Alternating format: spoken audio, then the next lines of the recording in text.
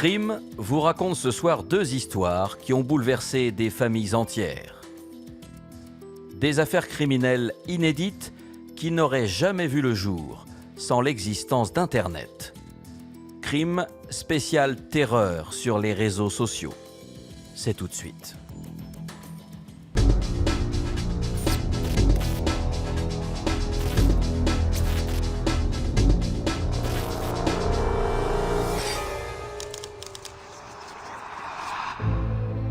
Eddy est un collégien de 12 ans.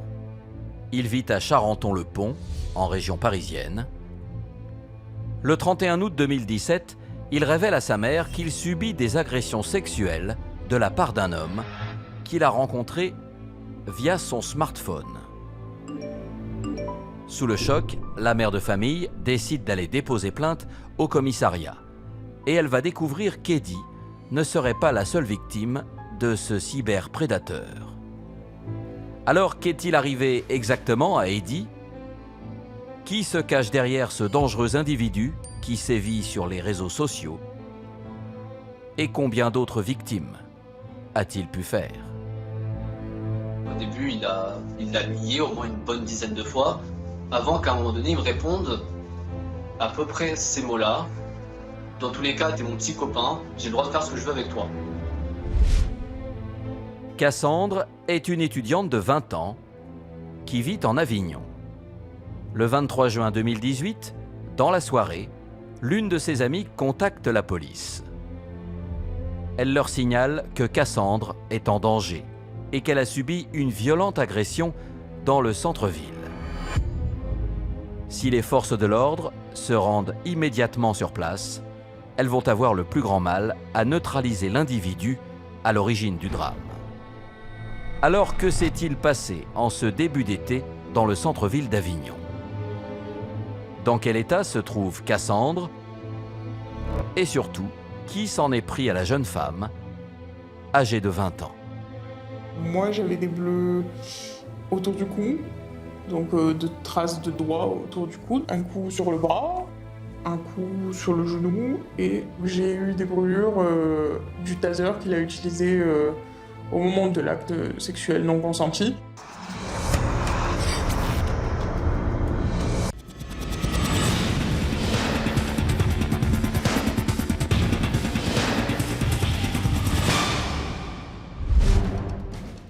Dans l'affaire qui va suivre, vous allez découvrir l'histoire de jeunes adolescents manipulés par un dangereux maître chanteur. Pendant de longues années, ce prédateur sexuel a fait des réseaux sociaux son terrain de chasse et usé de chantage pour assouvir ses pulsions. Il n'a pas d'éthique, n'a pas de morale et il mesure parfaitement la conséquence des actes qu'il va poser avec un enfant. Il a un mot extrêmement choquant, il va parler d'Arthur comme de son plan cul du moment en fait.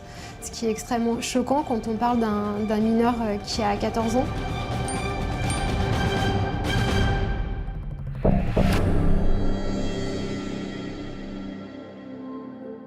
Nous sommes à Charenton-le-Pont, dans le département du Val-de-Marne. Bordée par le bois de Vincennes, cette ville de 30 000 habitants profite d'une situation géographique privilégiée. C'est très proche de Paris, c'est à une station de métro, c'est une moyenne commune assez cossue. Les prix d'ailleurs de l'immobilier sont assez similaires des prix parisiens. Mais à l'été 2017, la commune va être le point de départ d'une affaire dramatique. Le jeudi 31 août, une mère de famille reçoit un appel de son fils que nous appellerons Eddy. Ce garçon, âgé de 12 ans, a des révélations glaçantes à lui faire. Un appel téléphonique pour lui signaler les menaces et les pressions qu'il subirait d'un homme, identifié comme un adulte en tout cas, beaucoup plus âgé que lui, qui effectivement menacerait de diffuser sur Internet des photos et ou des vidéos de ce jeune garçon dénudé. La mère tombe complètement dénue parce qu'elle se retrouve effectivement avec une situation et un enfant qui est quand même, oui, indéniablement jeune, qui lui raconte des choses qu'à 12 ans, normalement, on ne vit pas. Cette maman, elle a eu immédiatement le bon réflexe. Elle a fait ce qu'il fallait pour préserver l'intérêt de son fils. Elle a recueilli ses confidences et elle a décidé de dénoncer ces faits à la police. Alors, qui est ce maître chanteur? Comment est-il en possession de telles photos? Et Eddie ira-t-il plus loin dans ses déclarations?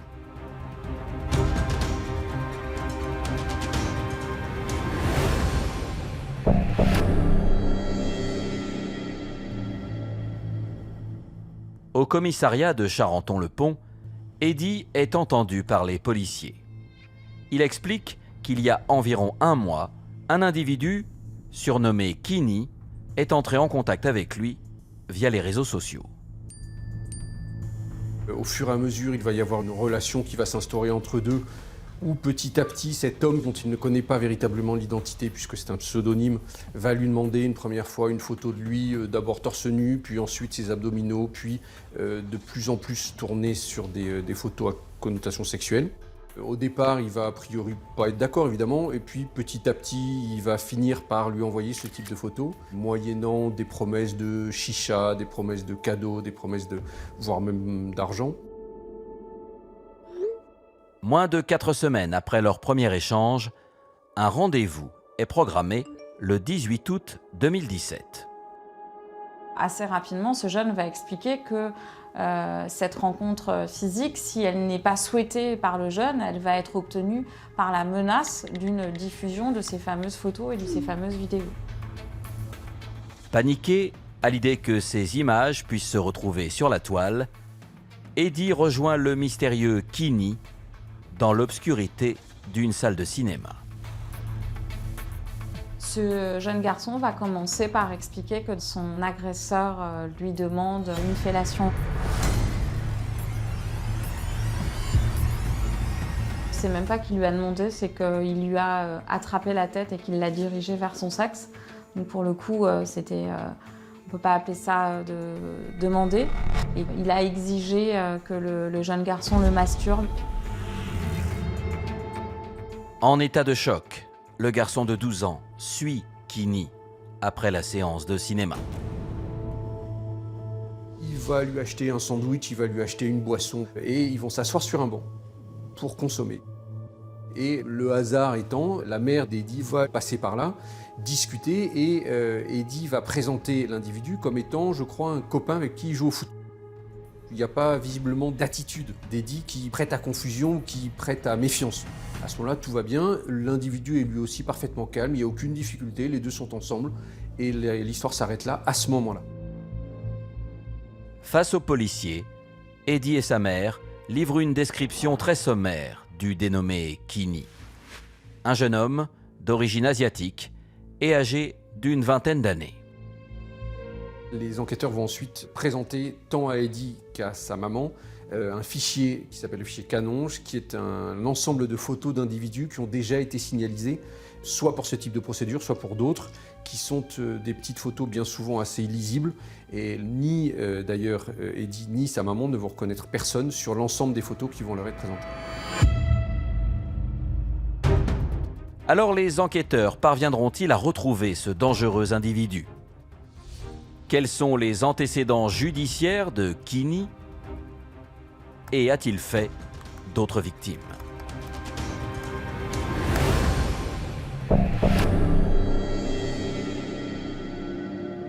Saisie du dossier, la brigade territoriale de protection des familles de Créteil s'intéresse au profil de la victime présumée. Je dirais qu'Eddie, c'est pas un adolescent, c'est un préadolescent. Il a 12 ans. C'est un préadolescent qui mène une vie tout à fait normale avec un très bon entourage familial, très soutenu par sa mère et son père. Dans la foulée, un examen psychologique est réalisé sur le jeune garçon. Immédiatement, le syndrome post-traumatique caractéristique des victimes d'abus sexuels est constaté chez ce jeune Eddie. Des troubles de l'appétit, des troubles de l'humeur. En quelque sorte, ce sont des enfants et des adolescents qui vivent dans une espèce d'alerte d'hypervigilance permanente. Il peut aussi avoir beaucoup de cauchemars qui altèrent la qualité du sommeil et la qualité de vie. Tandis que l'identification de l'agresseur piétine, les enquêteurs du Val-de-Marne obtiennent des informations de leurs homologues d'Ivry-sur-Seine. Et ils s'aperçoivent qu'il y a une procédure qui date de 2016. C'est un mineur, là encore, qui a 11 ans au moment des faits, qui va chez lui laisser rentrer le fils de sa babysitter. Et le dit fils de la babysitter va ensuite procéder sur cet enfant de 11 ans à des caresses sur le corps. Et cet individu s'appelle Keane, un nom très proche du pseudo utilisé par l'homme qui s'en prend à Eddie. Âgé de 31 ans, cet homme d'origine asiatique a été condamné à 6 mois de prison avec sursis pour ces faits. Comme pour toute personne déclarée coupable d'infraction sexuelle sur mineur de 15 ans, il va être inscrit au FIGES. Ce n'est pas une sanction spécifique du tribunal, c'est la loi qui le prévoit. À partir du moment où vous êtes déclaré coupable de ce type de fait, vous êtes inscrit au FIGES, qui est le fichier judiciaire des auteurs d'infractions sexuelles. À Créteil, les enquêteurs sont frappés par les nombreuses similitudes entre l'agression de 2016 et celle rapportée par Eddie. Le mode opératoire et la description physique ressemblent quand même un peu entre les deux affaires. Et surtout, le numéro de téléphone qui a été laissé par la personne condamnée dans le cadre du dossier d'Ivry-sur-Seine correspond à l'adresse de messagerie qui a été laissée dans le cadre du dossier qui concerne Eddie. Fort de ces nouveaux éléments, les policiers franciliens convoquent une nouvelle fois Eddie le 26 octobre 2017, soit 8 semaines après son dépôt de plainte. Comme l'enquête a avancé et que cette fois-ci de fortes présomptions se portent sur ce fameux Keane, il est intégré dans les photos qui sont présentées aux préadolescents qui, là pour le coup, et de manière extrêmement spontanée et sans ambiguïté, il le désigne comme son agresseur. Eddie va raconter aux enquêteurs que c'est son meilleur ami, Damien, qui l'a mis en relation avec ce fameux Keane. Les policiers convoquent donc le garçon de 13 ans et découvrent qu'il a déjà affronté de nombreuses épreuves par le passé. C'est donc un préadolescent qui a été victime d'un très grave accident de voiture quand il avait 6 ans, qui ont entraîné de lourds séquelles cognitives et un manque de jugement et d'appréhension des situations sociales. C'est pas moi qui le dis, c'est l'expert qui a examiné Damien dans le cadre de cette procédure, ce qui en fait a priori un préadolescent plus fragile encore que les autres. Damien raconte aux policiers qu'il a été contacté sur les réseaux sociaux par Keane au mois de juillet 2017. L'homme ne donne pas son âge, mais confie au garçon de 13 ans qu'il peut lui offrir des cadeaux. Damien, il peut être justement animé à ce moment-là par la recherche peut-être de petits profits, de se dire qu'il peut gagner de ci, de là un peu d'argent de poche facilement. En échange, Damien doit lui envoyer des images de lui dénudé. Mais contrairement à Eddie, il ne franchit pas le cap du rendez-vous à l'extérieur. La chance de Damien, c'est que d'abord tout seul, puis avec l'intervention de sa mère, il refusera de franchir ce pas. Et ça n'ira pas plus loin que des échanges de vidéos et de photos à caractère sexuel, ce qui déjà constitue une infraction qualifiée de corruption de mineurs. 2 mois après le début de l'enquête, les policiers de Créteil découvrent que Damien et Eddie ne sont pas les seules victimes de cette affaire. La brigade de protection des mineurs leur apprend qu'un certain Arthur, âgé de 14 ans, a porté plainte contre leur suspect 1 mois plus tôt. Il va raconter qu'il a pu chatter avec un profil féminin, Welling Thai, un profil avec une seule photo d'une jeune femme asiatique plutôt jolie, qui va entrer en contact avec lui et qui très vite va lui demander de lui adresser des photos de lui dans des postures et en tout cas dénudées, ce qu'il va faire en fait assez vite. Alors, qu'a révélé Arthur dans la suite de son audition? Qui est véritablement Keane, soupçonné d'être un véritable prédateur sexuel? Et quelle sera sa version lors de sa garde à vue?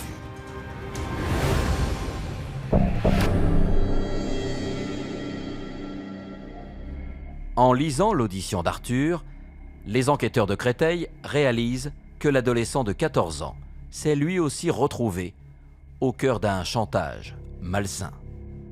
Il explique qu'après avoir été mis en relation avec ce profil féminin, Wei-Ling Tai, après avoir envoyé des photos de lui, appelons ça compromettantes, la dite Wei-Ling Tai va lui dire « Écoute, maintenant je voudrais bien que tu rentres en relation avec un de mes amis, dont le pseudo s'avérait être Kini Chung. Je veux que tu rentres en relation avec lui, sinon je vais diffuser les photos que tu m'as envoyées. » Donc il indique qu'il a peur, que clairement il s'est très vite senti débordé par la situation, qu'il va accepter une rencontre.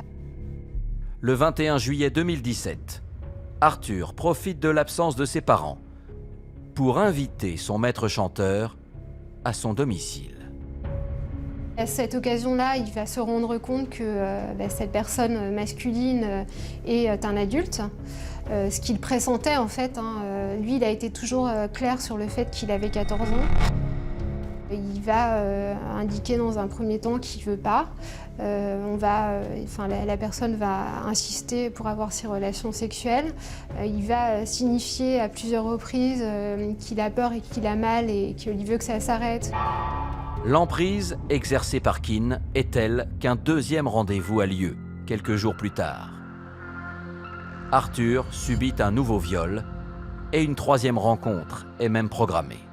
Mais l'adolescent trouve finalement le courage de mettre un terme à son calvaire. Il va complètement paniquer le matin où il a rendez-vous avec son agresseur pour la troisième fois. Et il va demander à sa mère de l'accompagner. C'est à ce moment-là qu'il va révéler les faits à sa mère. Et lorsque le lieu de rendez-vous est déterminé et que Arthur se présente sur le lieu de rendez-vous avec sa mère, l'agresseur qui sort du métro à ce moment-là va le voir accompagné d'un adulte et donc va lui envoyer un message en lui disant « j'annule le rendez-vous ». En analysant les relevés téléphoniques d'Arthur, les enquêteurs réalisent à quel point l'adolescent était sous la coupe de son bourreau. Ils vont s'apercevoir qu'il y a beaucoup de contacts téléphoniques entre Arthur et Kini.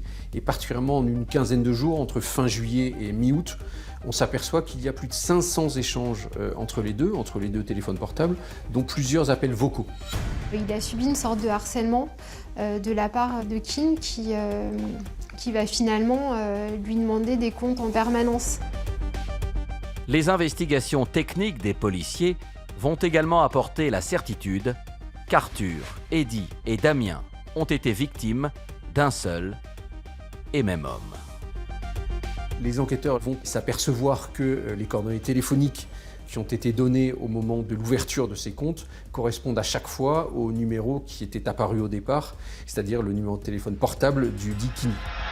Et par le biais de réquisitions, ils vont s'adresser aux différents réseaux sociaux pour tenter d'obtenir les coordonnées complètes de la personne physique qui est derrière ces différents comptes de messagerie. Et on s'aperçoit que c'est à chaque fois la même adresse qui est l'adresse qui correspond à celle de Kini.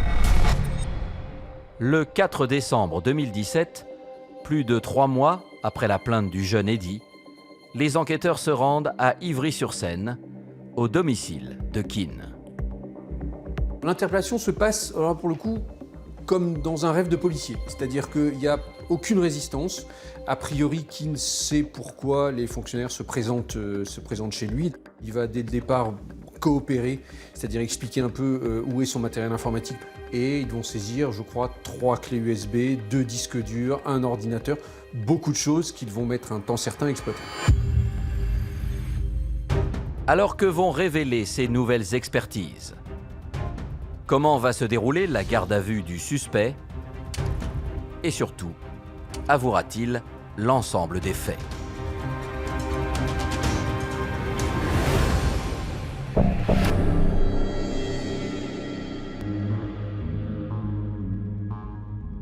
Âgé de 31 ans, Kin est né à Macao, une ancienne colonie portugaise devenue région administrative de la Chine en 1999.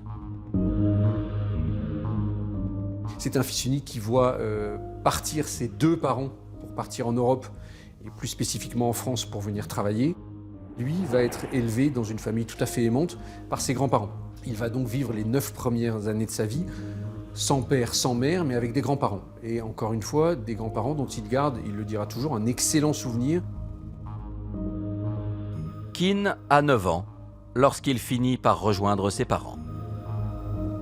Mais c'est un peu compliqué parce qu'il ne parle pas la langue, mais a aussi du mal à communiquer avec des parents qu'il ne connaît pas.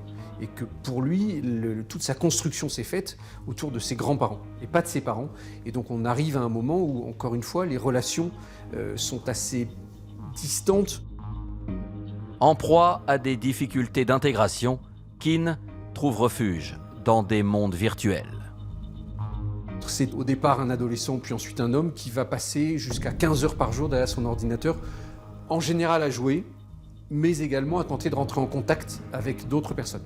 Comme bien souvent pour des gens qui aiment beaucoup les réseaux sociaux, il va se construire un personnage sur les réseaux sociaux parce qu'il s'y sent beaucoup plus à l'aise que dans la véritable vie. Et lorsqu'il se promène dans la rue, il se sent un peu anonyme. Lorsqu'il est sur les réseaux sociaux avec le personnage qu'il a pu s'y construire, il est beaucoup plus heureux. Et surtout, il se sent beaucoup plus épanoui. Sans diplôme, Keane enchaîne les petits boulots dans la restauration et continue de vivre dans le foyer familial. Une situation qui ne l'empêche pas de connaître ses premières relations amoureuses. Sur le plan affectif, il va toujours, en parfaite connaissance de son homosexualité, nouer des relations avec d'autres garçons, de son âge bien souvent à ce stade-là, pour avoir une vie de couple, sachant encore une fois que c'est toujours la difficulté, cette vie de couple n'est pas portée à la connaissance de ses parents, puisque ses parents ignorent tout de sa vie sexuelle en général et spécifiquement de sa vie homosexuelle. Le 4 décembre 2017, l'audition de Keane débute au commissariat de Créteil. À l'instar de son attitude lors de la perquisition, le jeune homme se montre exhaustif devant les policiers. Il va finalement assez vite admettre son mode opératoire, la manière dont il choisit ses victimes, le fait que ce sont exclusivement des jeunes garçons prépubères, qu'effectivement il crée de multiples profils, soit féminins, soit masculins, toujours en se rajeunissant, qu'il réalise un chantage sur ces jeunes victimes pour obtenir des faveurs sexuelles. Il obtient ces photos, il en fait des captures d'écran sur les réseaux sociaux sur lesquels il les a obtenues, et à partir de là, il envoie des messages à ses adolescents en disant voilà, soit tu viens me voir, soit je diffuse les photos telles que tu me les as données. On rappellera quand même que dans le cadre de cette procédure, il y a eu indéniablement beaucoup de photos qui ont été prises, il n'y en a pas une seule qui a été diffusée nulle part, jamais. Jamais ces menaces n'ont été mises à exécution. Un mode opératoire redoutable qui surfe sur les nouvelles habitudes 2.0. Au début de l'Internet, on disait aux gens en général et aux jeunes en particulier « Ne donne jamais ta réelle identité sur Internet, reste caché ». Les réseaux sociaux ont inversé la tendance, puisqu'au contraire, c'était l'idée de dire il faut qu'on puisse te retrouver en ligne quand on t'a rencontré en vrai, parce que c'est ça l'idée. D'ailleurs, au départ, Facebook interdisait les pseudos et disait qu'il faut absolument donner sa vraie identité, son prénom et son nom. Donc là, ça est devenu en fait assez dangereux pour les jeunes, puisqu'ils n'avaient plus cette capacité de se cacher, de ne pas révéler leur identité. D'autant que le rapport au corps et à la nudité s'est complètement démocratisé sur les réseaux sociaux.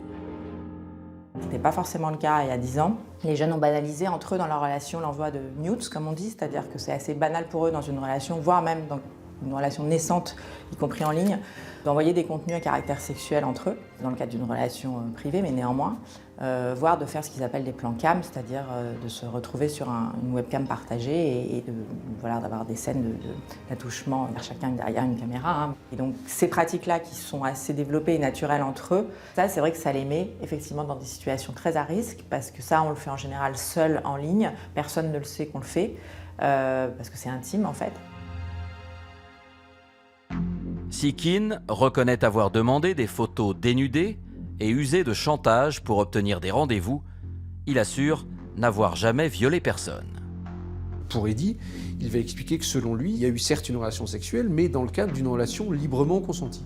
Ce qui explique aussi la raison pour laquelle, lorsque ils sont sortis du cinéma, ils se sont promenés, que Keane a offert un sandwich et un soda à Eddie sans que ça pose pour lui l'ombre d'une difficulté. Et lorsque finalement il rencontre la mère d'Eddie, Keane est on ne peut plus naturel, puisque pour lui, il y a un consentement.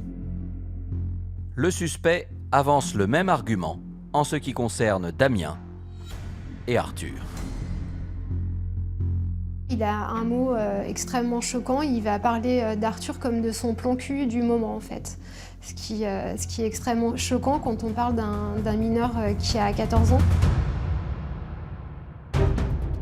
Alors comment va se dérouler la suite de son audition? Prendra-t-il conscience de la gravité des faits? Et d'autres victimes déposeront-elles plainte contre le prédateur sexuel?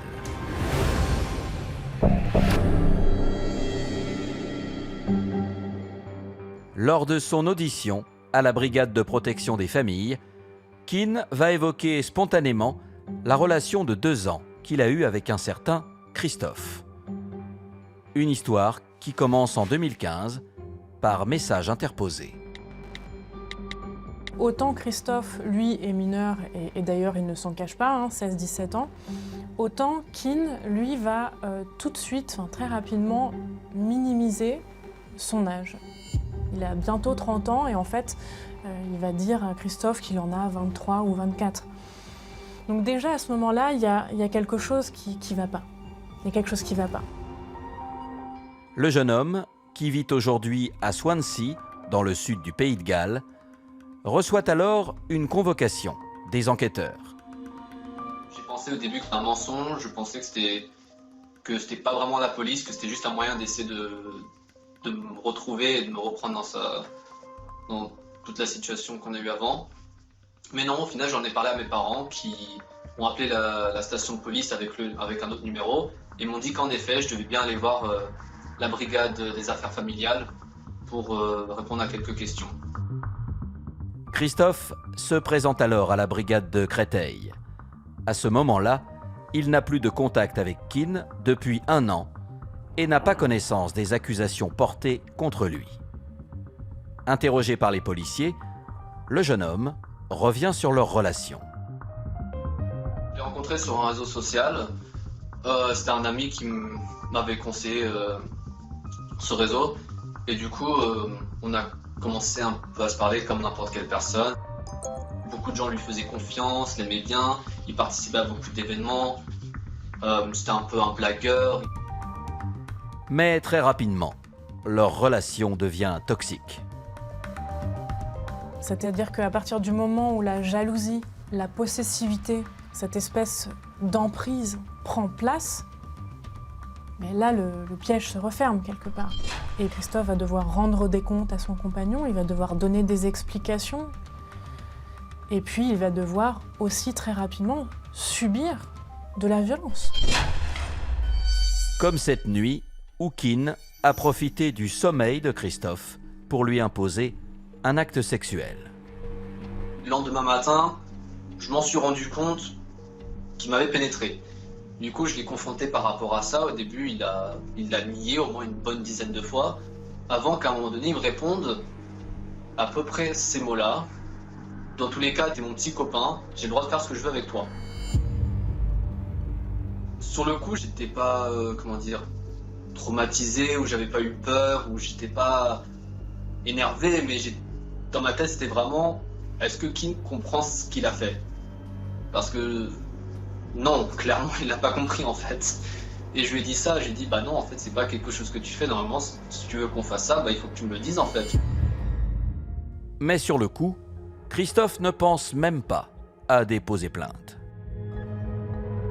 Malheureusement, les victimes, notamment de viols et de viols par conjoint, ont souvent du mal à verbaliser le fait qu'elles ont subi un viol.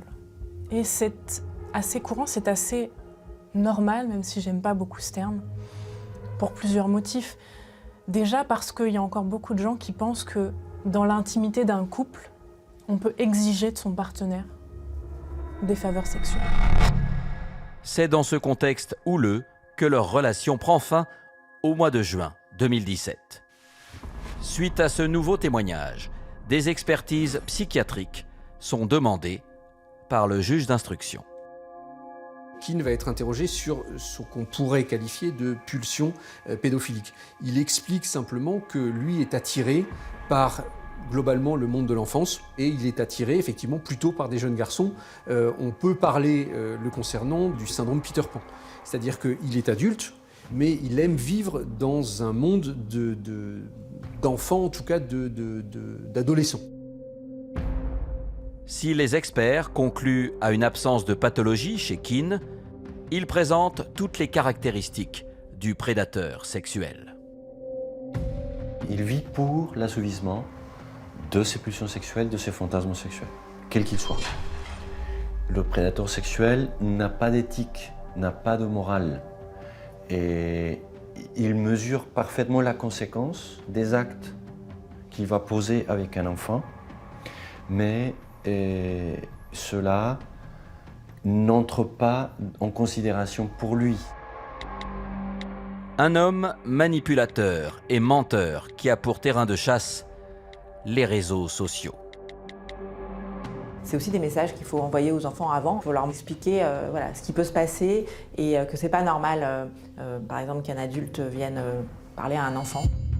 Que personne n'a à lui imposer un secret, parce que ça c'est aussi un des grands moyens que les prédateurs ont d'enfermer l'enfant avec eux dans la relation. C'est notre secret, tu le diras pas, il faut pas machin. Il faut leur dire voilà, personne n'a à te demander de garder un secret avec un adulte. C'est parce qu'il veut cacher quelque chose qu'il n'a pas le droit de faire. Parallèlement à ces investigations, les enquêteurs analysent le matériel informatique saisi au domicile du suspect. Ils vont découvrir un très grand nombre, plusieurs centaines, voire milliers d'images pédopornographiques, de mise en scène ou de photos d'enfants dénudés, quasi exclusivement de jeunes garçons. Le 6 décembre 2017, Keane est mis en examen pour viol, atteinte sexuelle et corruption de mineurs de moins de 15 ans. Alors jusqu'où cette affaire ira-t-elle? Les enquêteurs ont-ils dévoilé toute la part d'ombre de Keane? Et comment ce prédateur a-t-il pu opérer en toute impunité pendant des années?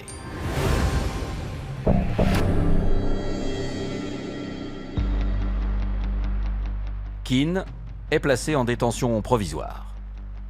Pour autant, les investigations se poursuivent et les listings téléphoniques du prédateur sexuel vont notamment être passés au crible. L'enquête va se poursuivre avec évidemment la volonté pour les enquêteurs de déterminer l'existence ou non d'autres victimes. Et de fait, d'autres adolescents vont apparaître comme ayant été en contact avec Keane. Entre février et juillet 2018, la brigade de Créteil va entendre 11 garçons. 7 d'entre eux évoquent de simples échanges sur les réseaux sociaux. Mais 4 autres rapportent des faits semblables aux premières victimes du dossier. Il réexplique toujours le même mode opératoire, c'est-à-dire au départ un faux profil, demande de photos, puis ensuite une mise en relation soit par du chantage, soit quelquefois pas de chantage, mais en tout cas une insistance certaine, que certains de ces mineurs curieux et désireux de découvrir quelque chose se laissent, j'allais dire, appâter, et d'autres aussi sont aussi un peu contraints précisément par du chantage. Parmi ces 4 nouvelles victimes, 3 auraient subi du chantage sexuel et une autre aurait été violée. Entendu à ce sujet, Keane va une fois encore minimiser les faits. Il va révéler que quelques semaines avant son placement en garde à vue, qu'il a eu des relations sexuelles avec un autre mineur, un certain Danny, que ça s'est passé dans la cave de son appartement et que là encore il s'agissait de relations consenties qui ont eu lieu à plusieurs reprises avec ce mineur. Au cours de ce nouvel interrogatoire, Keane va être interrogé sur les milliers de photos à caractère pédopornographique retrouvées sur son ordinateur. Des images sur lesquelles figurent toutes ses victimes. Dès lors que les enquêteurs lui ont mis les photos sous les yeux, il n'avait pas tellement d'autre choix que de reconnaître. Pour ce qui était des faits de corruption, c'est la même chose, hein, c'est quelque chose de matériel. Ensuite, tout ce qu'il a confronté à l'acceptation de son passage à l'acte pédophile, ça a posé une difficulté. Et donc, dans les faits les plus graves qu'on lui reprochait, il se retranchait toujours vers le consentement des victimes. Si Keane reste sur sa version, sa mise en examen va quant à elle évoluer. il est désormais accusé de corruption de mineurs sur 6 victimes et d'avoir violé 3 adolescents. Alors comment va se dérouler le procès aux assises?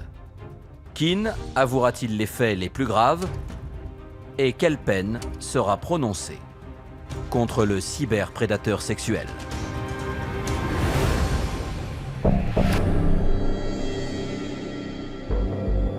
Le 9 mars 2020, 2 ans et demi après le début de l'affaire, s'ouvre le procès du cyberprédateur sexuel. Dans la cour d'assises du Val-de-Marne, l'émotion est palpable. L'ambiance est un peu électrique, très tendue. Il y a beaucoup de monde dans cette salle. Nous étions tous les uns sur les autres, c'est-à-dire que Keane était à peu près 1,50 m de la barre des témoins ou des victimes qui allaient être amenées à déposer. Si on tendait la main, on pouvait presque toucher les jurés. C'est une salle qui, a priori, n'est pas faite pour faire des assises. La configuration des lieux interpelle, tout comme l'attitude de l'accusé. Il regarde les victimes avec insistance. C'est-à-dire que souvent on a des accusés qui devant la cour d'assises baissent les yeux et Keane, il regardait très fixement les jeunes qui venaient témoigner à la barre.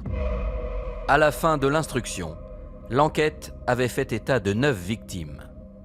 Pourtant, seuls Eddie, Damien et Arthur se sont constitués partie civile à l'ouverture du procès. On est un peu estomaqué en fait par le traitement du dossier.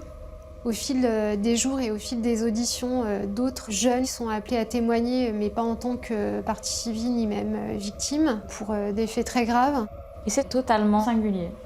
Ça va faire 20 ans que j'exerce ce métier, c'est la première fois que ça m'arrive. Et donc nous sommes allés les chercher à la fin de leur témoignage pour leur demander s'ils souhaitaient se constituer partie civile en leur expliquant ce que ça signifiait. Et plusieurs d'entre eux ont souhaité le faire. Et donc il a fallu, au pied levé, trouver des avocats volontaires pour intervenir à leur côté. 6 victimes sur 9 sont finalement représentées, à l'instar de Christophe, initialement convoqué à la barre comme simple témoin. Bah oui, c'était un soulagement et je veux dire, mon avocat m'a beaucoup aidé avec ça, franchement. C'est elle qui m'a poussé à exprimer des choses que je ne voulais juste pas exprimer parce que ça fait mal, clairement, de parler de ce genre de choses-là. Grâce à son avocate, Christophe prend enfin conscience de son statut de victime. Pendant le procès, il a un électrochoc lorsqu'il découvre l'âge des autres plaignants. J'ai juste un peu regardé, j'ai juste un peu tourné mes yeux aux alentours. Aucun d'eux n'était majeur. J'aurais jamais pensé que Keane aurait fait ça avec une personne mineure. Je veux dire, merde, c'était des enfants de 12 ans, quoi, pour un certain. Après les victimes, c'est au tour de Keane de témoigner. Et l'homme de 34 ans fait preuve d'une certaine prise de conscience. Ils avaient face à eux un homme qui, après 2 ans et demi de détention, avait évolué dans son cheminement de réflexion vis-à-vis des faits. De passer d'un c'était des super plans cul, c'était vraiment très consenti, qu'est-ce qu'on s'est amusé, à quelque chose qui est ce que j'ai fait est dégueulasse, parce que c'est ce qu'il a expliqué, c'est ce qu'il a dit. Je m'aperçois qu'on ne peut pas toucher à un enfant qui a 13, 14 ou 15 ans. On ne peut pas y toucher. Après 5 jours de débat, la Cour rend son verdict. Keane est condamné à 18 ans de réclusion criminelle. C'est une peine qui est extrêmement sévère, mais qui peut être considérée comme équilibrée compte tenu du nombre de victimes, compte tenu du mode opératoire, compte tenu de la jeunesse des victimes et des séquelles, je l'espère, non irréversibles, mais extrêmement graves, causées chez ces tout jeunes hommes. La question s'est posée d'un éventuel appel de cette décision-là. 18 ans, c'est une peine qui est quand même excessivement lourde. Mais on était aussi dans la situation dans laquelle Keane me dit « Écoutez, moi j'ai reconnu ces faits, j'ai expliqué ce qu'il en était, j'ai vu aussi des victimes en face de moi qui souffraient. Sa volonté n'était pas forcément à titre personnel de revivre cette épreuve-là, parce que 5 jours comme ça, c'est une épreuve. Et on était effectivement dans la situation dans laquelle Lui s'est dit, moi, je ne veux pas revivre ça, j'ai reconnu ce qu'il en est, je veux m'arrêter là, continuer à progresser et continuer à essayer de m'en sortir. Malgré l'exemplarité de la peine, le verdict reste difficile à accepter pour certaines victimes. Arthur, déjà, il a été en colère à l'annonce du verdict parce que quand on est victime et partie civile, lorsqu'on entend un verdict, on a toujours l'impression que c'est pas assez. Et même si on a pu lui dire, et notamment moi à plusieurs reprises, que 18 ans c'était beaucoup dans ce type de dossier, il a eu du mal à l'entendre en fait. Mais ça c'est normal, on ne peut pas lui en vouloir. Donc il a dû intégrer cette peine tout en ayant quand même la satisfaction d'avoir été reconnu comme victime de viol et aussi d'être allé au bout de ce dossier. Ça va faire bizarre dit comme ça, mais un peu triste pour qui. Parce que, bon, ses actions ne peuvent pas être pardonnées, ce qu'il a fait, c'était atroce, mais bonne chance à lui, quoi, en fait.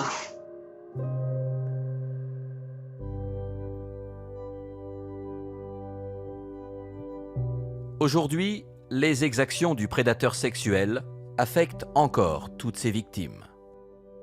Bien que certaines, comme Christophe, parviennent enfin à appréhender l'avenir sereinement. Franchement, j'en parle encore de temps à autre de cette histoire, mais ça m'affecte plus de la même manière qu'avant. Maintenant, si je me sens beaucoup mieux, c'est quelque chose sur quoi je travaille et que je peux juste m'améliorer en fait.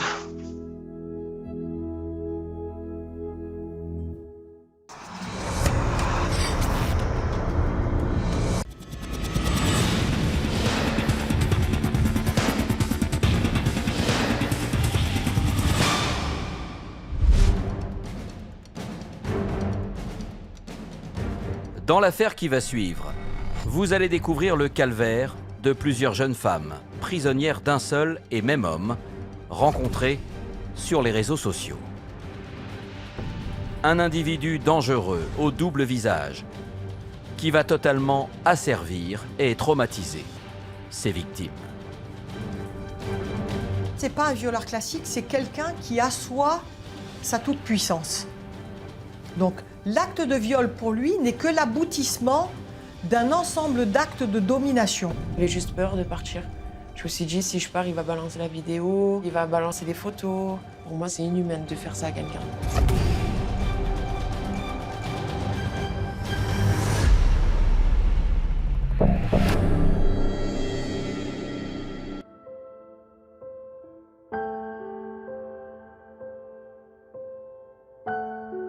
Nous sommes en Avignon.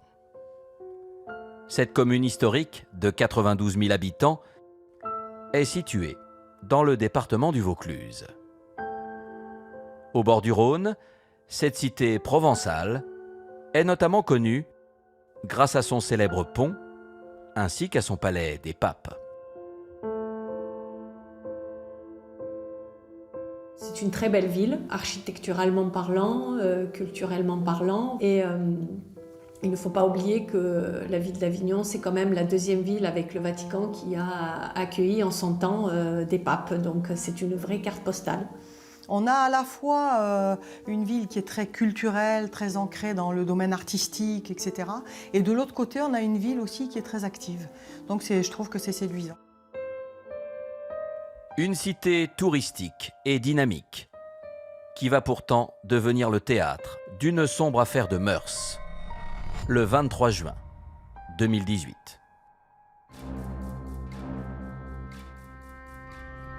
Peu avant 22h, les policiers sont appelés par une jeune fille qui explique qu'une amie à elle a été victime d'une agression de la part de son petit ami dans le centre-ville d'Avignon. Une fois sur place, devant l'immeuble, les policiers découvrent un groupe d'individus autour d'une jeune femme, que nous appellerons Cassandre. Ils m'ont demandé de débriefer rapidement pour passer à l'intervention. Donc j'ai raconté que j'ai vécu un viol, qu'il m'avait frappé, qu'il était violent et qu'il était armé. Cassandre révèle également que son violeur se trouve encore chez elle. Alors, que s'est-il passé dans cet appartement en Avignon? Qui est l'agresseur? Et comment va se dérouler l'interpellation de cet homme armé?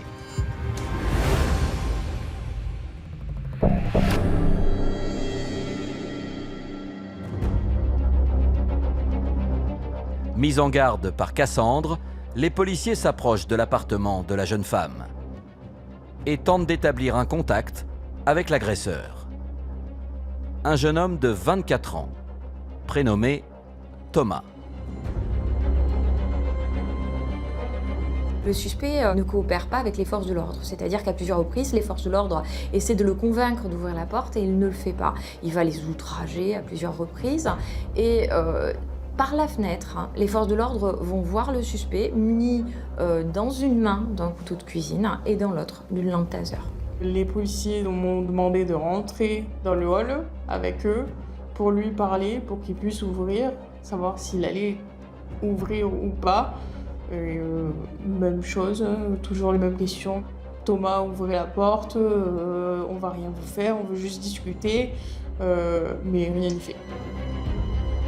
L'équipe d'intervention décide alors de faire appel à des renforts pour déloger l'individu retranché. Les pompiers vont casser le barillet pour réussir à rentrer. À ce moment-là, le suspect va indiquer aux forces de l'ordre qu'il veut leur parler. Les forces de l'ordre vont se rapprocher du trou de la serrure et là, ils vont se faire gazer. Et tandis que les policiers pénètrent finalement dans l'appartement, Thomas s'enferme dans la salle de bain. Les fonctionnaires de police sont obligés de faire intervenir un chien policier à ce moment-là parce qu'ils ne parviennent pas à interpeller le suspect. Après les sommations qui ne donnent rien, le chien est démuselé et il est envoyé sur le suspect dans la salle de bain. Immédiatement, le chien mord le suspect, ce qui a pour effet finalement de lui faire lâcher sa lampe taser, de le désarmer. Immédiatement, les forces de l'ordre passent les menottes à cet homme qui leur a donné tant de mal pendant près d'1 heure. Ils sont en face d'un individu commun au final, plutôt de jeune âge, pas d'une corpulence extrême, quelqu'un de totalement normal. Théâtre de l'affrontement, l'appartement de Cassandre est perquisitionné. On retrouve un couteau de cuisine dont il s'est saisi au moment où les policiers interviennent. On retrouve également une bombe lacrymogène et la lampe taser. Et après coup, au moment de son placement en garde à vue, on retrouvera au moment de la fouille un couteau à cran d'arrêt. Interrogé à l'hôtel de police d'Avignon, Thomas conteste les accusations de viol dont il fait l'objet. Mais il explique qu'il y a eu un rapport sexuel consenti. Il reconnaît les violences à l'encontre de la victime, mais il explique qu'après cette scène de violence, il y a eu réconciliation et qu'il y a eu un rapport sexuel qui a été consenti réciproquement. Alors quel sera le récit de Cassandre sur son agression? Thomas continuera-t-il à nier les faits? Et pourquoi s'en est-il pris à cette jeune femme?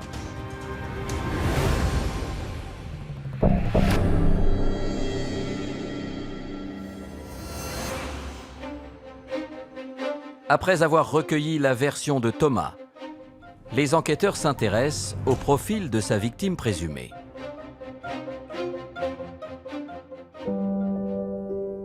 Âgée de 20 ans, Cassandre suit des études de coiffure et travaille en parallèle comme caissière dans un supermarché.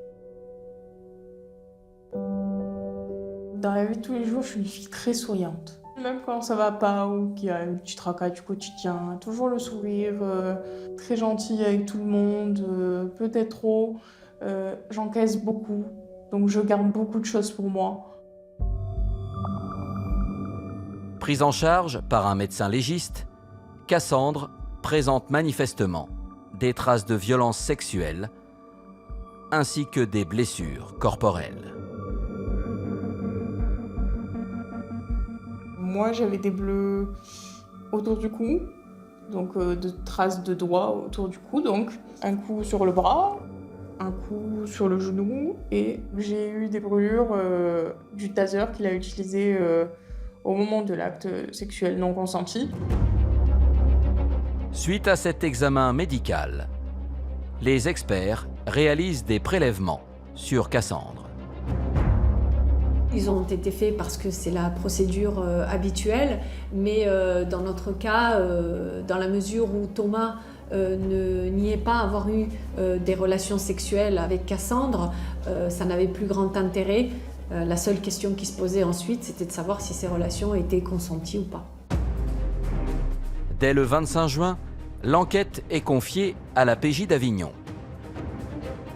Dans un premier temps, les policiers interrogent la jeune femme au sujet de sa rencontre avec le suspect. Tous deux ont fait connaissance sur Internet, un mois auparavant. Le profil de Thomas lui avait plu, ils ont donc discuté pendant quelque temps directement donc par message interposé pour ensuite se donner rendez-vous. Le garçon que j'ai eu en face de moi, plutôt gentil, simple, souriant. On s'est beaucoup apprécié, il y a eu un petit bisou et donc il m'a demandé de visiter chez moi. Sincèrement, sur le moment, je n'ai pas forcément réfléchi, donc je dis oui, pourquoi pas. Il était arrivé avec un sac d'affaires et s'était installé dès sa première venue dans son studio, ce qui l'avait un petit peu étonné. Mais compte tenu du fait qu'il avait été très agréable, elle n'avait pas plus prêté attention à ça que ça. Pourtant, leur relation se dégrade rapidement. La semaine suivante, donc, il avait un peu fouillé chez moi. Il avait trouvé donc mon ancien portable qui datait de 1 an. Et il avait lu mes messages, donc forcément j'avais des messages d'une ancienne relation. Il m'a fait une crise de jalousie sur ça, comme quoi je le trompais, que j'avais une autre relation, que j'étais pas sérieuse, ce qui était faux bien sûr. Et ça a commencé comme ça, des petites choses. Lorsque ma cliente va souhaiter sortir, ne serait-ce qu'aller travailler ou voir des amis, il va extrêmement mal le prendre et va se montrer très très vite agressif, menaçant. Le 20 juin, après 1 mois de relation, le couple se sépare et Thomas quitte le studio de Cassandre. Mais 2 jours plus tard, il revient à l'appartement et agresse pour la première fois la jeune femme. Il m'a plaqué contre le mur avec les mains autour du cou, donc il m'a étranglée. Je commençais à plus respirer, presque à suffoquer. Et il m'a relâché et il m'a dit « Oui, mais excuse-moi, tu me pousses à bout. » Malgré cette violente altercation, Thomas passe la nuit chez Cassandre. Le lendemain, je suis allée travailler. Donc je commençais le matin, je suis arrivée au travail, je m'étais préparée comme d'habitude. Et j'ai donc mon directeur qui m'a vu et m'a dit « Oh, tu as passé une bonne soirée hier. » J'ai dit « Ah bon ?» Je lui ai dit « Pourquoi ?» Et il m'a dit « Oh, tu as des soucions autour du cou. » Ah bon? Enfin, du coup, de là, je pars donc au vestiaire pour voir. Et en fait, c'était donc les traces de doigts autour de mon cou de Thomas de la veille. Mais contrairement au directeur, les collègues de la jeune femme se doutent de quelque chose. J'ai donc mon amie qui m'a dit « Écoute, viens, on va discuter dehors, on va boire un café. » Et elle m'a dit « Tu sais, si ça va pas, faut le dire, faut que tu nous le dises ou que tu le dises à quelqu'un. On est là, hein, on peut t'écouter, il n'y a pas de souci. » À ce moment-là, je lui dis pas qu'il se passe quelque chose, que ça ne va pas. Je le garde pour moi, comme j'ai l'habitude de faire. Une fois de retour à son appartement, Cassandre tente de mettre Thomas à la porte. Elle va lui répondre sur un ton qui ne va pas lui convenir, ou bien parce que Elle va lui dire qu'elle est fatiguée et qu'elle voudrait qu'il s'en aille. Voilà comment les choses dégénèrent très rapidement. Il avait donc fermé le volet de l'appartement, la porte, il avait débranché le téléphone fixe, il avait pris mon téléphone, il avait donc le sien sur lui, le mien, les clés, les 2 trousseaux de clés dans ses poches. Donc j'ai été enfermée. Suite à ça, il a serré mes poignets, les 2 donc, et m'a commencé à me tirer vers la chambre de force. C'est là qu'il s'est allongé dans le lit et qu'il a commencé à me forcer à lui faire une fellation. Donc en pleurs, je pleurais toutes les larmes de mon corps. Je n'avais pas envie de ce moment-là, donc. Et il me disait qu'il fallait que je fasse mieux, sinon il allait me frapper. Qu'il avait aussi le taser sur lui, donc il s'en servirait. Suite à ça, il a voulu changer de position. Donc c'était donc sur le dos. Il m'a mis un oreiller sur le visage pour également pas me voir ou m'étouffer ou les 2 en même temps. Après d'interminables minutes, l'agresseur de 24 ans finit par libérer Cassandre de son étreinte. Il m'a regardé en face de moi et m'a dit j'ai quelque chose contre toi. Sans savoir ce qui se passait, je lui ai dit ah bon, enfin quoi? Et il m'a juste fait entendre quelque chose, donc on entendait dans son téléphone qu'il avait donc filmé. On est retourné dans le salon, il m'a rendu mon téléphone et j'ai commencé à réfléchir dans mon coin du canapé. Je me suis dit il faut que ça s'arrête, il te fera encore plus de mal que ce qu'il en a fait déjà. Et les mots de ma collègue ont retenti dans ma tête et je me suis dit écoute, envoie-lui un message. Et donc je lui ai envoyé sur une application où les messages se suppriment automatiquement. Cassandre lance un appel à l'aide et 1 heure plus tard, elle voit arriver ses collègues par la fenêtre de son appartement, en rez-de-chaussée. Ces derniers insistent pour qu'elle vienne boire un verre avec eux.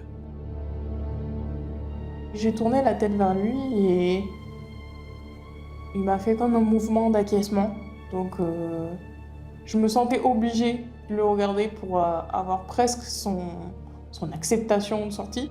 Pour Thomas, comme il est dans des rapports de violence avec sa compagne, pour lui, ça ne va pas jusqu'à la rupture de la relation sentimentale et il ne pense pas que la victime va dénoncer les faits et va faire appel aux forces de l'ordre. Pour lui, elle va aller avec ses amis et quand elle va revenir, finalement, elle lui aura pardonné et la relation va pouvoir se poursuivre comme si rien ne s'était passé. Quand j'ai passé le pas de la porte, je me suis effondrée.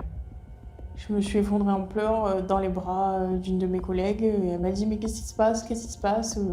Donc on a marché un peu plus loin au bout de la rue et donc j'ai expliqué et elle m'a dit « bon c'est bon, on appelle la police, il faut que ça s'arrête. » Et face aux accusations de Cassandre, les enquêteurs provençaux examinent le contenu du téléphone de Thomas. On retrouve une vidéo sur laquelle on voit une scène d'une relation sexuelle contrainte à l'évidence.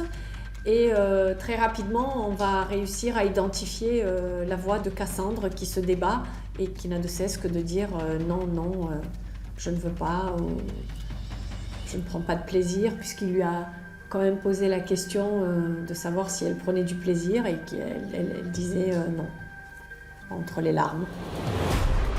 Cette preuve vidéo établit formellement le viol de Cassandre par Thomas, la nuit de son interpellation. Mais l'expert informatique de la police judiciaire fait une autre découverte. On retrouve également une seconde vidéo qui est quelques semaines antérieure, puisqu'elle date d'avril 2018, qui montre également une relation sexuelle non consentie avec une autre jeune femme qui n'est pas Cassandre. Alors, qui est cette seconde victime? Les enquêteurs parviendront-ils à l'identifier? Et que révélera Thomas à son sujet?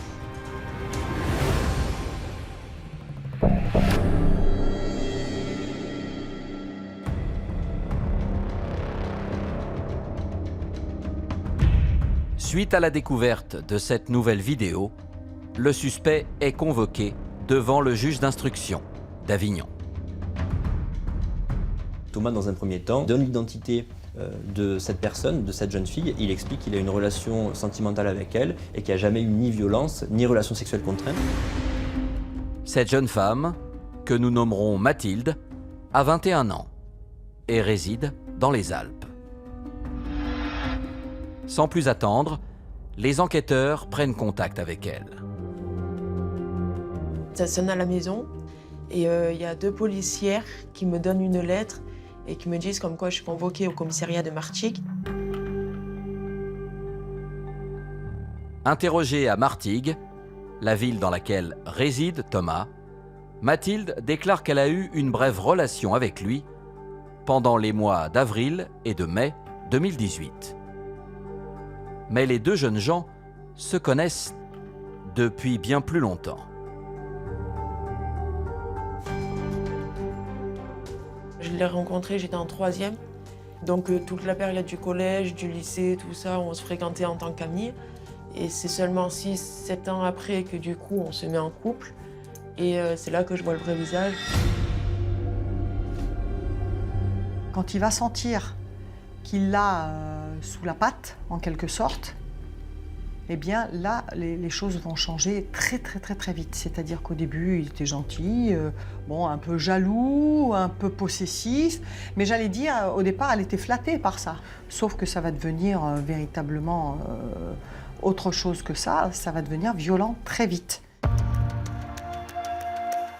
Il était très impulsif, il s'énervait pour tout et rien. Il fallait toujours que je marche à sa droite quand on était dehors, par exemple.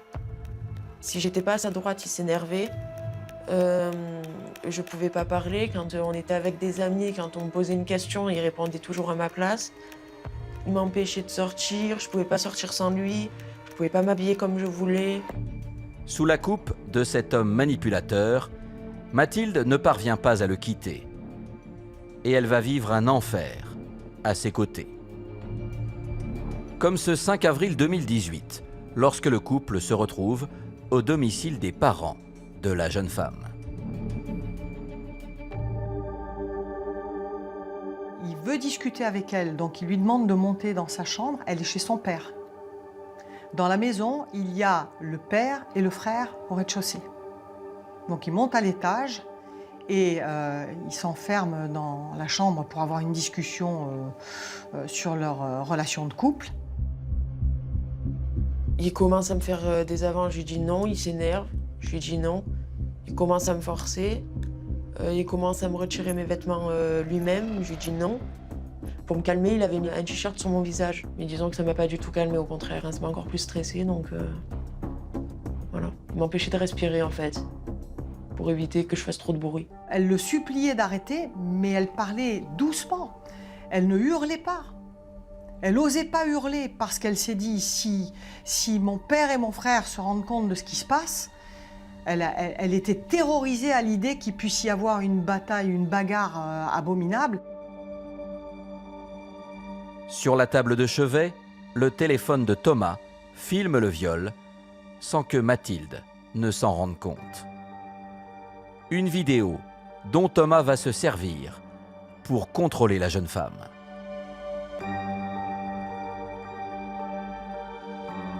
J'avais juste peur de partir.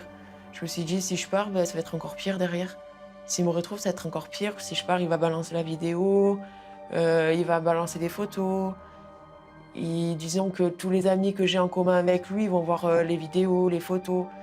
Donc voilà, même si ça se voit à la base sur la vidéo que je ne suis pas consentante du tout, l'œil des autres, j'aurais pas pu. Elle aurait porté plainte, je me suis dit que j'aurais peut-être pas vécu ça. Mais dans le fond, je pouvais pas lui en vouloir non plus parce que je l'avais vécu. Donc je savais ce que ça faisait et que c'était compliqué de porter plainte contre quelqu'un sur des faits comme ceci.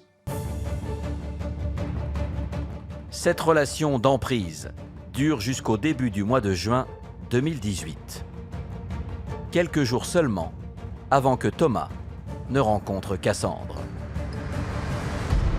J'ai réussi à m'enfuir grâce à mon frère et une amie à moi. Sinon, je crois que À l'heure qu'il est, c'est possible que j'aurais été morte, je pense. Hein. Parce que entre les étranglements, les étouffements, les coups, tout ça, je pense pas que j'aurais pu tenir plus longtemps que ça. Face aux enquêteurs, Mathilde va également révéler avoir été contactée par Thomas avant qu'elle ne se rende à Martigues pour sa convocation. Je savais qu'il y avait quelque chose par rapport à la justice avant que la police arrive, parce qu'il m'avait déjà envoyé un message pour me dire comme quoi ils avaient retrouvé la vidéo parce qu'ils ne l'avaient pas effacée. Il a essayé de l'influencer pour qu'elle se taise et qu'elle dise que même la vidéo, c'était un jeu sexuel entre eux, en fait. Il espérait qu'au dernier moment, elle aurait un sursaut d'amitié pour lui et qu'elle ne dévoilerait pas, évidemment, la réalité de la situation. Une tentative d'influence depuis sa prison que les enquêteurs ne peuvent établir avec certitude. Thomas va contester être entré en contact avec la victime. On sait effectivement qu'il était en possession fin 2018, en tout cas en septembre-octobre 2018, d'un téléphone, puisqu'il y a eu des échanges téléphoniques entre Thomas et son demi-frère. Mais il y a eu des changements de cellules très fréquents de Thomas, puisqu'il y a eu une détention qui a été assez chaotique. Et on n'est pas sûr qu'à la fin de l'année 2018, il était toujours en possession de ce téléphone portable. À l'image de Cassandre, Mathilde est une jeune femme discrète, qui essaie de joindre les deux bouts en travaillant dans un supermarché. Elle essaie d'avancer dans sa vie à elle et dans la conception qu'elle a, elle, de sa vie, à sa mesure. Voilà. Et c'est pas péjoratif du tout, hein. C'est quelqu'un, au contraire, qui est volontaire, qui essaie de s'en sortir et qui va tout doucement s'installer dans une petite vie où elle peut mesurer tous les tenants et les aboutissants. Après, je suis assez persévérante quand même, mais je suis très très timide et réservée beaucoup aussi. Voilà. Je suis pas quelqu'un qui fait des folies, qui sort beaucoup. Je suis plus casanière. Je reste chez moi et je suis bien. Mais sa relation destructrice avec Thomas a complètement bouleversé son estime de soi et son rapport aux autres. À mes parents, ma famille, je peux pas en parler. Je sais même pas s'ils savent la moitié de l'affaire. Je sais même pas s'ils savent que ça a été filmé. Je crois pas d'ailleurs, parce que c'est très intimidant. J'ai l'impression qu'ils vont me regarder d'un autre œil après, même si je sais que c'est pas vrai. De moi-même, je peux pas. J'y arrive pas. J'ai de la culpabilité, j'ai l'impression que c'était de ma faute. Des fois, je me pose la question, peut-être que je l'ai cherché, je sais pas. Au mois de juin 2019, Thomas est à nouveau mis en examen, cette fois pour le viol de Mathilde. Les vidéos ont été un élément déterminant. C'est toujours, vous savez, la question de la parole de la victime contre l'agresseur. Et c'est quand même rare d'avoir la chance que ce soit filmé et qu'on entende la victime dans les deux cas, hein, que ce soit Cassandre comme Mathilde, hein, dire non, non, je ne veux pas et refuser l'acte. Mathilde, ma cliente, 22 fois pendant les 7 minutes de vidéo, lui a demandé d'arrêter, elle lui a dit qu'il n'avait pas le droit de faire ce qu'il faisait. Alors, quelles seront les explications de Thomas quant aux accusations de Mathilde? A-t-il fait d'autres victimes? Et que révélera l'expertise psychiatrique?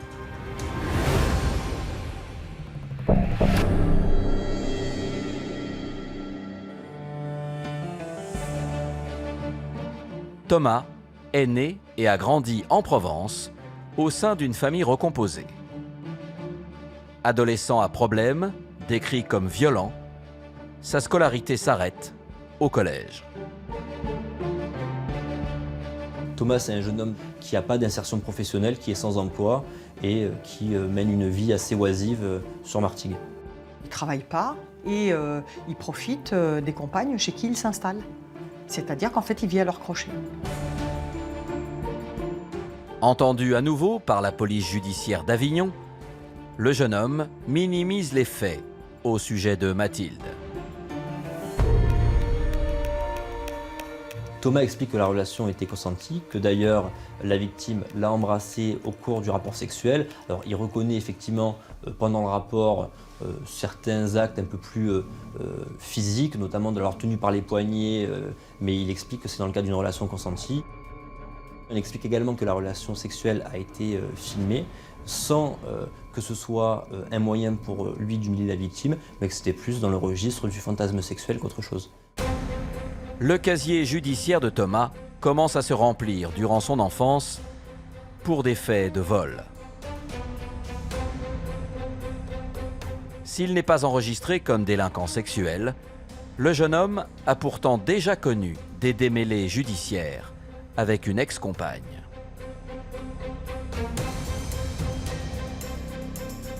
Les services de police vont s'apercevoir qu'il y a eu une condamnation devant un tribunal correctionnel. Il a été condamné à 8 mois pour avoir commis des actes de violence conjugale. Donc ils veulent savoir ce qui a pu se passer dans le secret de ce couple. Cette troisième jeune femme, que nous appellerons Sophia, a rencontré Thomas en 2012 sur les réseaux sociaux. Et son témoignage fait écho aux agressions de Mathilde et de Cassandre. Elle a vécu l'enfer. Finalement, pendant 3 ans, les 3 années à peu près, où elle est restée avec Thomas, elle décrira un véritable enfer, des violences, des menaces, des séquestrations, le fait qu'elle était totalement, par lui, par son comportement, coupée de sa famille, de ses amis. Il lui aura même caché sa pilule contraceptive pour avoir un enfant. Elle explique également que la situation s'est aggravée quand elle est tombée enceinte. Elle explique que Thomas l'a frappée avec une batte de baseball, qu'il lui lançait des couteaux dessus, qu'il l'a brûlée à plusieurs reprises avec un briquet. Et elle explique finalement, tout au long de la relation, la violence va aller crescendo. Elle était devenue une chose qu'il utilisait à son gré. Il lui imposait des rapports sexuels quotidiens. Il utilisait l'enfant comme un moyen de pression sur elle, en lui disant que si elle ne faisait pas ce qu'il voulait, de toute façon, il s'en prendrait au bébé, et il s'en prendrait à elle et au bébé. Voilà. Donc elle était sous une emprise absolument totale. Au-delà de ces violences, Thomas l'aurait forcé à se prostituer. Donc elle explique qu'il a démarché un homme sur Internet pour qu'il vienne avoir un rapport sexuel tarifé avec Sophia pour 40 € pour utiliser cet argent pour acheter du cannabis.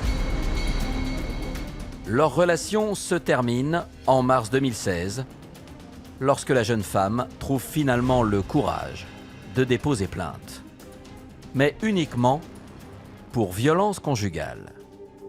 Comme elle avait le bébé commun, elle a eu peur de déposer plainte pour le viol et la prostitution. Parce qu'elle s'est dit que si elle dévoilait le fait qu'elle s'était prostituée en présence de son enfant, on lui retirerait son fils. Malgré ces terribles accusations, Sophia décide de ne pas se constituer partie civile dans cette nouvelle procédure. Elle aurait pu apparaître officiellement comme une 3e victime en audience alors qu'elle n'a été entendue dans le cours de la procédure et ensuite qu'en tant que témoin, tout simplement. Peut-être que cela a été une question de preuve. C'est vrai qu'il n'y avait pas de vidéo là concernant, il y avait juste ces allégations contre ceux de Thomas avec des faits, somme toute un petit peu anciens, mais des faits quand même.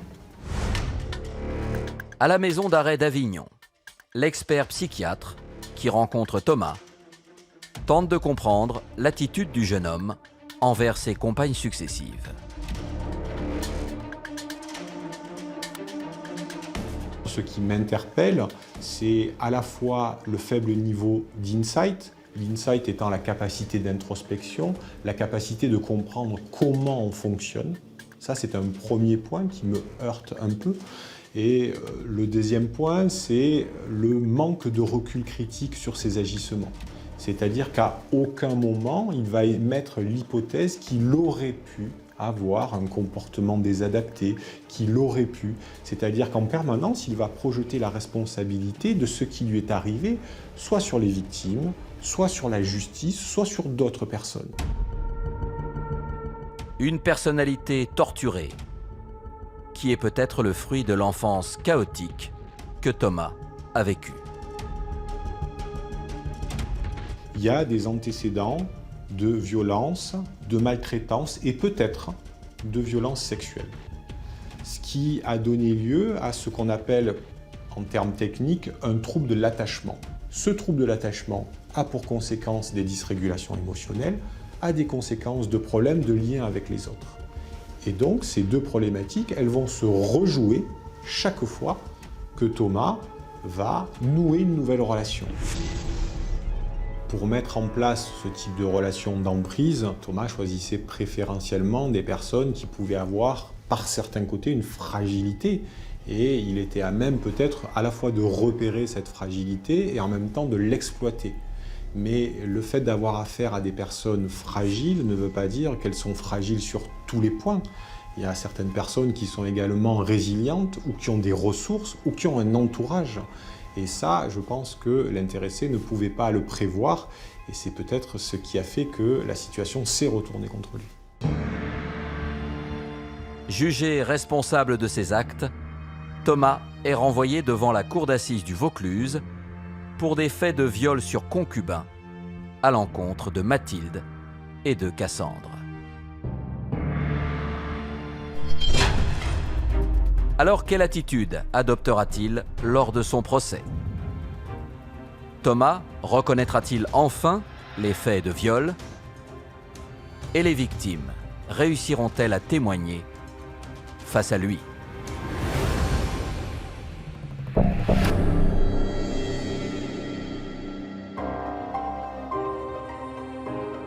Le 16 novembre 2020, 2 ans après l'agression de Cassandre, s'ouvre le procès de Thomas devant la cour d'assises du Vaucluse. Ma cliente est tendue, toutes les parties civiles le sont, dans la mesure où Thomas a toujours été dans le déni. Et donc les parties civiles attendent beaucoup de ce procès, tout en ayant l'inquiétude, comme souvent dans ce type de procédure, de ne pas être crues et que leurs paroles ne soient pas prises au sérieux. Tandis que le jeune homme de 26 ans fait son entrée dans la salle d'audience, tous les regards sont tournés vers lui. Il a un physique tout à fait banal, j'allais dire lisse, voire poupon, presque, enfantin un peu. Et on se dit, en le regardant dans le box des accusés, c'est lui le monstre. Et c'est probablement ce qui a fait que le procès a démarré un petit peu comme ça, en demi-teinte. C'est parce qu'il ne renvoyait pas une image véritablement en adéquation avec ce qu'on pouvait imaginer de ce qui s'était passé dans le huis clos de ces couples successifs. Appelées à la barre, Cassandre et Mathilde racontent à nouveau les violences qu'elles ont subies au cours de l'année 2018. Un moment redouté par les deux victimes. J'étais très stressée, j'avais la voix enrouée, Disons que le juge m'a beaucoup aidée à parler. Il m'a posé beaucoup de questions parce que j'arrivais pas à parler de moi-même. Mon passage a été fait tout le long en pleurs, malgré tout, parce que ça remue encore des choses. Il faut en parler, il faut dire tout depuis le début, donc c'est compliqué. Mais voilà, malgré les pleurs, et j'ai tout sorti. Et j'ai tout sorti, j'ai tout dit. Et pour appuyer leurs témoignages bouleversants, des extraits des vidéos trouvés sur le téléphone de Thomas sont diffusés devant la cour. C'était épouvantable, épouvantable. Il y avait un silence de mort dans la salle quand j'ai fait visionner la vidéo. Un silence de mort, c'était épouvantable, vraiment. Il n'y a pas d'autre mot. Et j'ai mes raisons pour l'avoir fait, c'est parce qu'il était extrêmement important que les jurés puissent se rendre compte à quel point les jeunes femmes qui se retrouvent dans cette situation sont en état de faiblesse. Sophia, qui a vécu l'enfer pendant 3 ans aux côtés de l'accusé, va elle aussi raconter son histoire à la barre. Mais en qualité de simple témoin. monde retient son souffle. Tout le monde a mal au ventre. On a une personne qui, entre sanglots et spasmes, va nous raconter une période de sa vie qui a été juste un enfer. Il n'y a pas de mots pour décrire ça, c'était juste horrible ce qu'elle a vécu. Pour moi, c'est inhumain de faire ça à quelqu'un.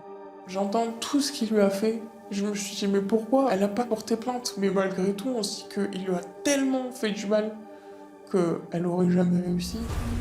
À l'issue de son témoignage, Sofia quitte la salle, terrassée par une crise de spasmophilie. On s'est senti quand même une empathie terrible pour cette jeune femme et on s'est dit qu'au bout du compte, les choses étaient mal faites. Elle aurait dû être, elle aussi, assise parmi les victimes. Face au récit de ses 3 anciennes compagnes, Thomas va contre toute attente reconnaître les faits dont on l'accuse. Mais son attitude peine à convaincre. Ça ne va pas lui bénéficier autant qu'on l'aurait espéré, puisque dans le cas de cette reconnaissance, il y a quand même beaucoup de honte et beaucoup de pudeur. Il va avoir du mal à développer des explications qui seront totalement satisfaisantes pour les jurés qui composent la cour d'assises. Pour moi, il s'excuse juste pour la forme devant le juge, tout ça, mais en vrai, il ne se rend pas forcément compte, je pense, des conséquences, des actes qu'il a fait tant sur moi que sur les autres. C'était surtout pour se dédouaner, pour baisser sa peine. Mais on s'est dit que pour nous, ces excuses n'étaient pas valables. Après 3 jours de procès, Thomas est condamné à 15 ans de prison, assorti de 5 années de suivi socio-judiciaire et d'une injonction de soins. Moi, j'en ai pleuré de joie à la fin. J'étais fatiguée au temps du procès, de tout ça, donc j'étais contente. J'ai dit, c'est fini, je peux passer à autre chose. Je peux pas forcément oublier parce que ça s'oublie pas, mais je peux avancer.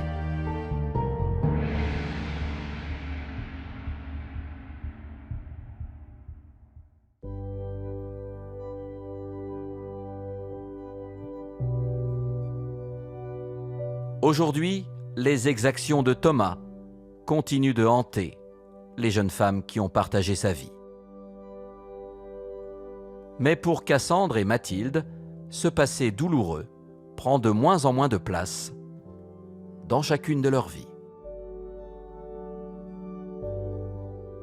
J'ai repris un peu confiance en moi, j'ai repris le travail, j'ai repris une vie normale et simple comme j'avais avant. J'essaie d'oublier. On n'oublie jamais, c'est gravé à l'intérieur, mais on va de l'avant et puis je vais de l'avant. Je perds du poids, je me suis repris en main, je fais du sport, je suis heureuse à l'heure actuelle, donc je me sens bien et j'espère que ça va continuer comme ça.